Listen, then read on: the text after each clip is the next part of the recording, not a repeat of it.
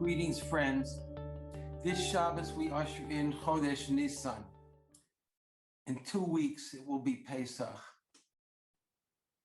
This is the season of our liberation from personal and national slavery. There is a reason that Pesach is in the forefront of our thoughts every day, and that is because the battle against slavery has not ended. It will be with us until Mashiach comes. May that be soon.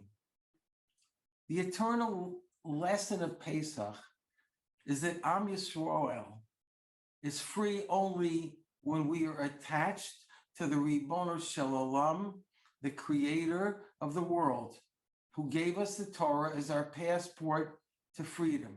We were saved from Mitzrayim, from ancient Egypt, because Moshe Rabbeinu was sent to rescue us and bring us to Har Sinai, to Mount Sinai, where Hashem presented us with his fiery Torah.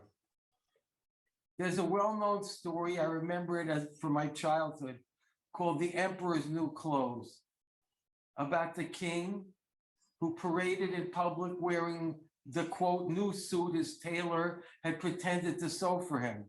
The suit, of course, did not exist, but everyone went along with the facade, except the child who saw the truth and yelled, "The emperor has no clothes." Today, we are witnessing the spectacle of an entire nation going insane. Hashem created the world in a specific way. If a person refuses to accept the will of Hashem, his or her life will eventually be reduced to nothingness. If a nation refuses to accept the will of Hashem, then that nation, like Mitzrayim, will eventually be reduced to nothingness.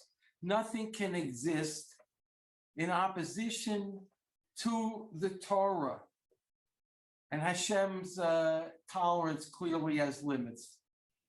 On the sixth day of creation, Hashem made man. The Torah states that God created mankind, male and female. If the United States government decides that it does not accept the way Hashem created the world, then the United States has doomed itself the way ancient Egypt doomed itself. There's no getting around this. When I was 23 years old, I found out that if you think Hashem does not exist, then you do not exist, and vice versa. And this is how I describe what happened at that time. This is a quote from my book, From Central Park to Sinai, How I Found My Jewish Soul. Quote, I knew that God did not exist.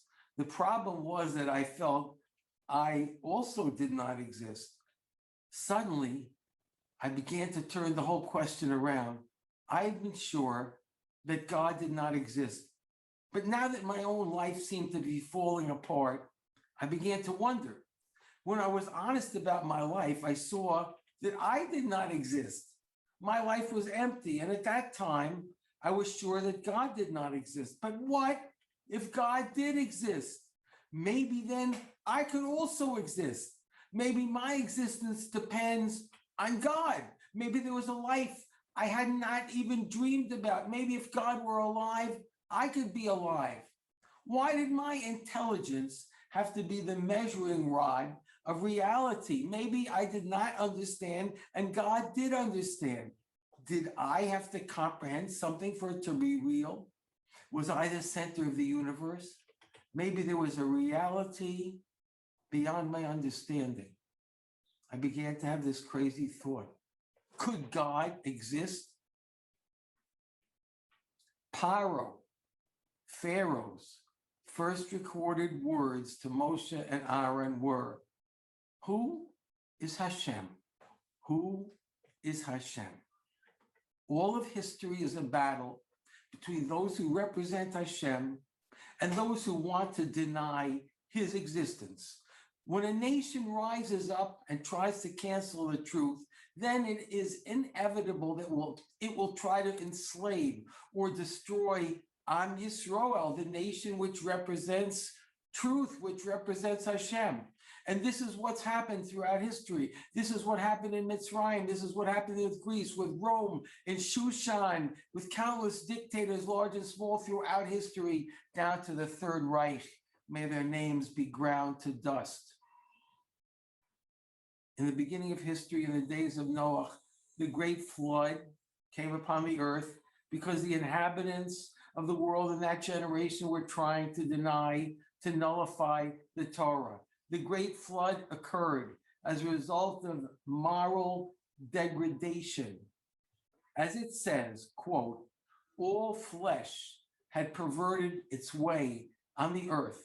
Our rabbis tell us that the waters of the flood were hot and viscous like semen. Rav Chizda said, they acted corruptly by engaging in immorality, and therefore they were punished with boiling water. This is a quote from Maseches Sanhedrin in the Gemara.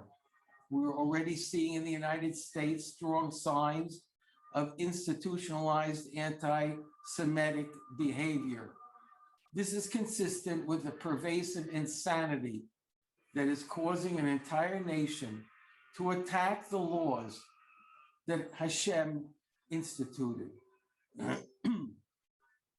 Again, our rabbis tell us, quote, in the generation that Mashiach, the son of David, will come, the entire world will convert to heresy.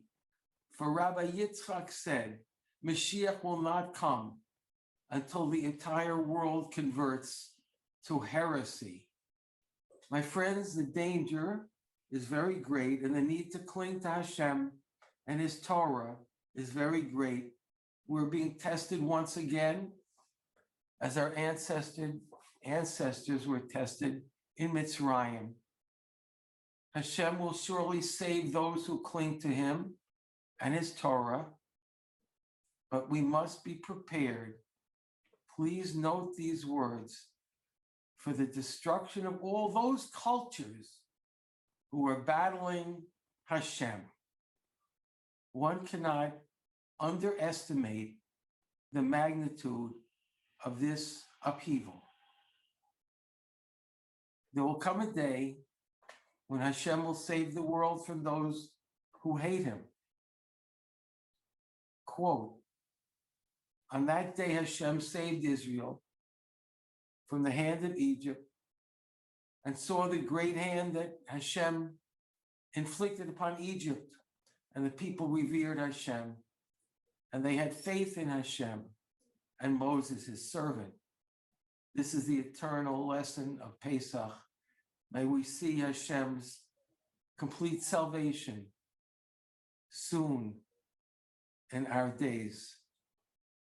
Good Shabbos and a good Chodesh, a good month of Nisan, the month of Pesach, the time of our redemption.